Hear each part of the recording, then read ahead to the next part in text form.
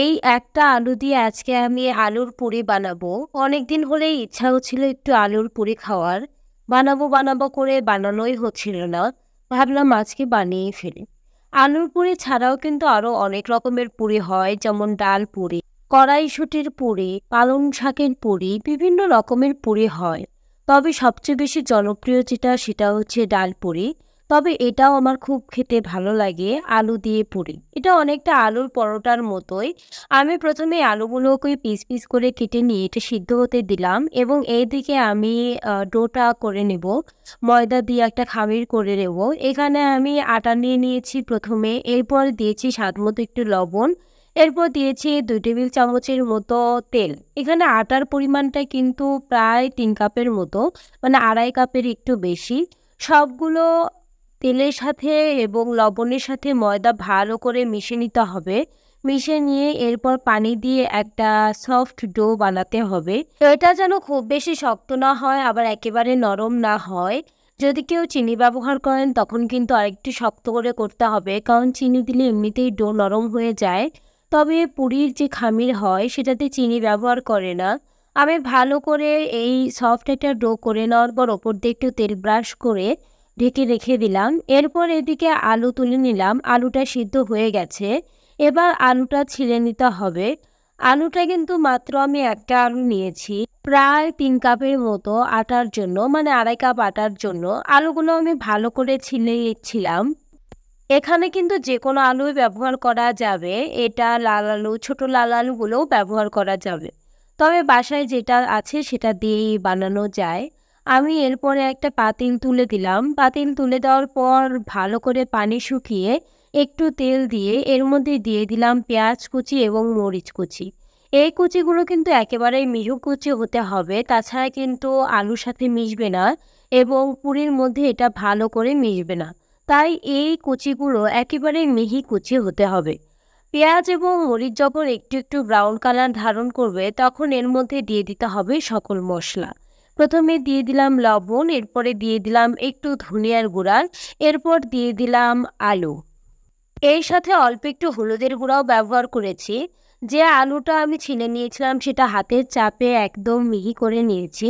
এরপর সেটা পেঁয়াজ এবং মরিচের মধ্যে দিয়ে দিলাম। এখানে কিন্তু চাইলে আপনারা গুঁড়ো মরিচও ব্যবহার করতে পারেন, কোনো সমস্যা নেই। আবার চাইলে পেঁয়াজ স্কিপও করতে পারেন। এখানে কিন্তু আমি খুব বেশি মশলা ব্যবহার করিনি, জাস্ট কয়েকটা মশলা দিয়ে আমি আলুটাকে ভেজে নিলাম। আলুটাকে ভেজে না নিয়েও এটা করা যায়, তবে আলুটাকে ভেজে নিলে খুব সুন্দর একটা স্বাদ হয়। এইদিকে আমি ময়দা গুলে রেখেছিলাম, সেই ময়দাটা আমি ছোট ছোট পিস করে নিচ্ছি। এরপর হাতের তালুতে ভালো করে গোল করে নিয়ে চেপে একটা ভেতরে গর্ত তৈরি করছি। এই গর্তের মধ্যেই মূলত আমি আলু দেব। গর্তটা একটু বড় করে করতে হবে, গর্ত অনুযায়ী আলুটা একটু ছোট হবে। দেওয়ার পর ভালো করে মুখটা বন্ধ করে নিতে হবে। এরপর হাতের চাপে চাপে আলুটা ভেতরে ছড়িয়ে দিতে হবে এবং তারপরে সাইডের অংশে টেনে টেনে পুরিটাকে বড় করতে হবে। এখানে চাইলে আপনারা বেলুনি ব্যবহার করতে পারেন, তবে বেলুনি ব্যবহার করলে এর ভেতর থেকে পুরটা বের হয়ে যাওয়ার সম্ভাবনা থাকে। একটু মোটা করে পুর দেওয়ার চেষ্টা করবেন, মানে আটার পুরটা একটু বেশি মোটা হবে, তাহলে বের হওয়ার সম্ভাবনা খুবই কম থাকে।